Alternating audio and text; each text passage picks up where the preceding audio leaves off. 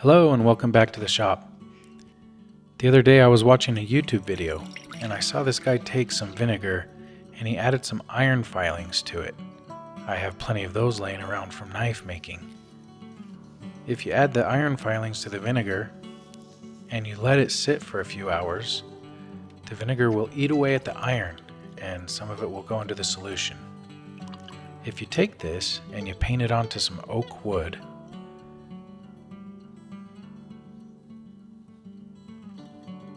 it has this little effect where it turns it black. Apparently it's called ebonizing wood, and furniture makers and woodworkers have been doing this for a long time. I had never seen this done before, and as a knife maker I thought, I wonder if this could be applied to knife making. So I've got a knife here that I've forged out, and it needs a handle. I've got this oak wood just lying around. Let's quickly make a handle and test this out.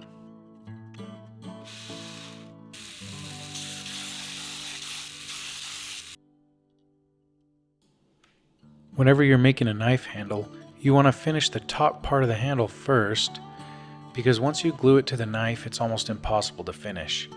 So I'm doing some of this ebonizing to the top portion of the handles here. When you're gluing up a knife handle, there's always a little bit of epoxy that squeezes out near the top. If that epoxy squeezes out onto the raw oak, it's going to get into the fibers and prevent this ebonizing effect from happening. So I did it first there, and then we'll glue up the rest of the handle.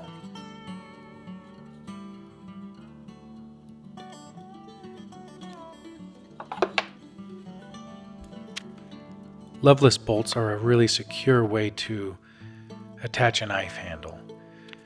You have these round nuts that fit into some recessed holes that you've drilled into your handle, and then you have a screw that threads through the middle, and it screws through both sides, so it basically clamps your knife scales to your knife. So you have your epoxy that helps with adhesion, and then you have some mechanical advantage using those bolts.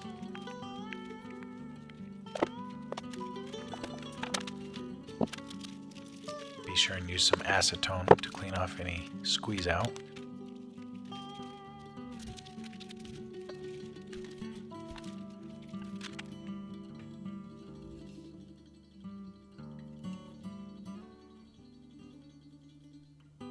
You can see there's epoxy all over, which is fine because I'm going to sand it all off as I shape the knife handle. That's what the Loveless bolts look like once you've sanded them flush.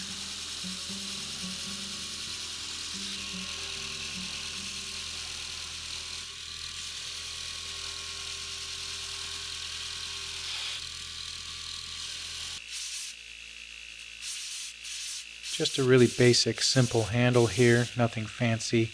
This is a test knife after all. I sand everything to 400 grit before I apply any finishes. And I just use a little acetone to clean the wood. This removes any oils that may have been imparted into the wood by my hands. After a few hours, that vinegar has gotten even darker.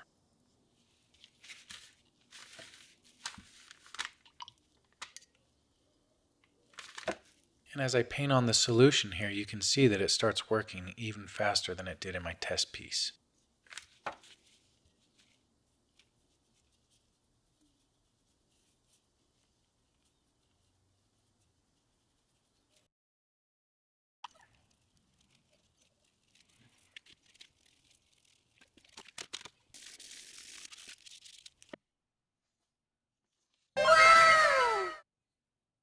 And there I have a really dark black handle.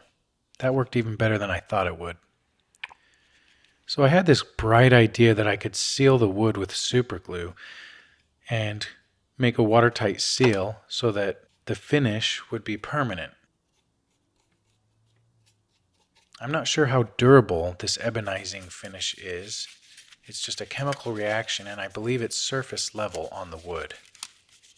So I figure if I seal the wood fibers with super glue, shouldn't be an issue. And super glue can have a really nice finish. If sanded smooth, you can buff it on a buffing wheel and bring it up to a high polish.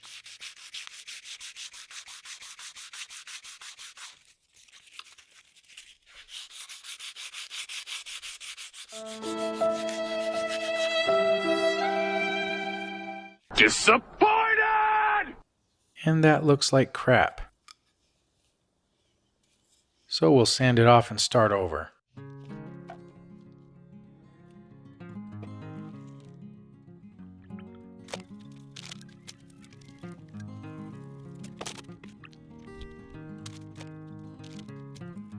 I just can't get over how cool that is every time.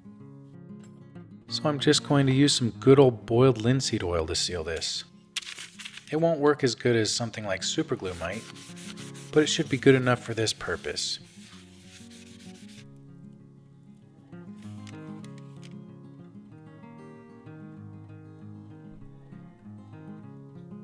You can see the vinegar had an effect on the steel as well, so I took it over to the buffer, quickly buffed the steel, buffed the brass pins, and I think it turned out pretty good. What do you think?